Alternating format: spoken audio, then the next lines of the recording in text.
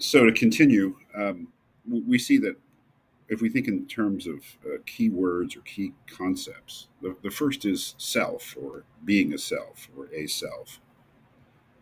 And Kierkegaard says a self is a relation which relates to itself. That is a kind of being which is a relation, and that relation between body and mind, or between necessity and freedom, between the temporal and the eternal, but crucially, not just a relation, but a relation which relates to itself. And that means to be aware of itself, to be self conscious, to be a being which is aware of being a being.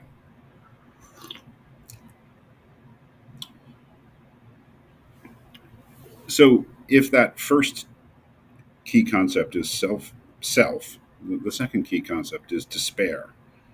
And it's not really clear, I think, at least at first, how that fits in, but let's see how the concept of despair gets introduced by Kierkegaard.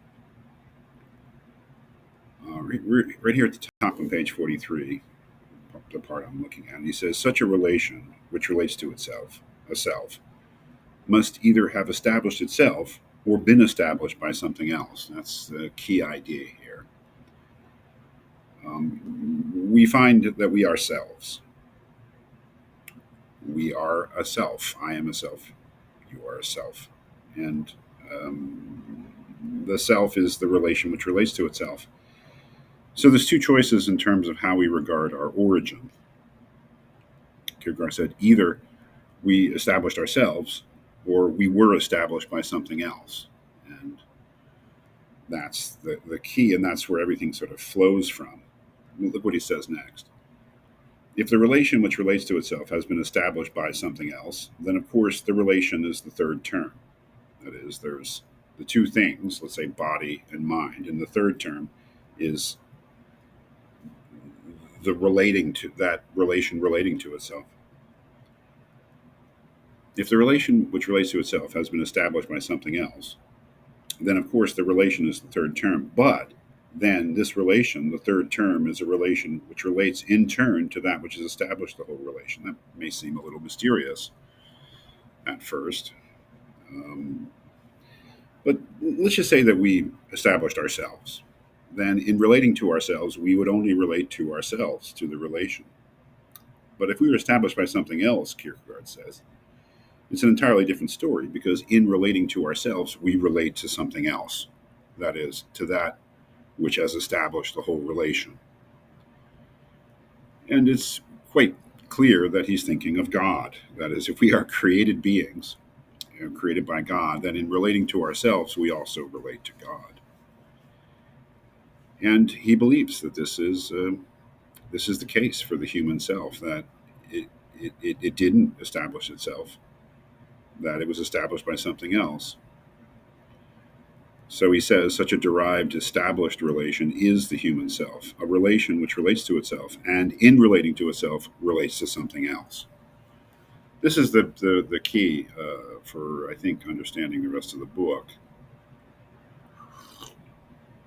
Because Kierkegaard is saying that self consciousness is not just something that puts us in touch with ourselves, it puts us in touch with that which established us, otherwise known as God. So, in relating to ourselves, in having a relation to ourselves, we also have a relation to God. And this is not an easy relation. And this is where despair comes in. So, again, here at the bottom of page 43, such a derived, established relation is the human self, a relation which relates to itself, and in relating to itself, relates to something else. That is why there can be two forms of authentic despair. And here we got this key word of despair. What does despair mean? Despair is hopelessness.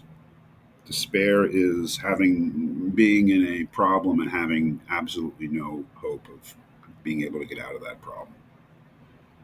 Being in despair is to be without hope.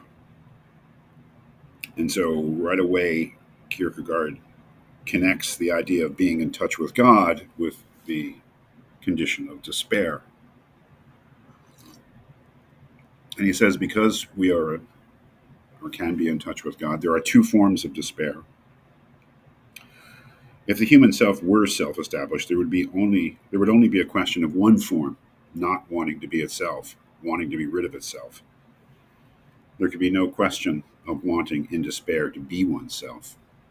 So if we were a self-created being, basically, if there were no God, if we just found ourselves in the world, then there would only be one form of despair, and that would be the despair of not wanting to be yourself. But because he says we are created beings, we are established by something else, there's another form of despair that is available to us, and that is the despair of wanting to be oneself. These two forms of despair really will kind of rule the rest of the book. The despair, in despair to not want to be oneself, hopelessly not want to be who you are, but then in despair to want to be who you are. Of course, this all needs to be worked out.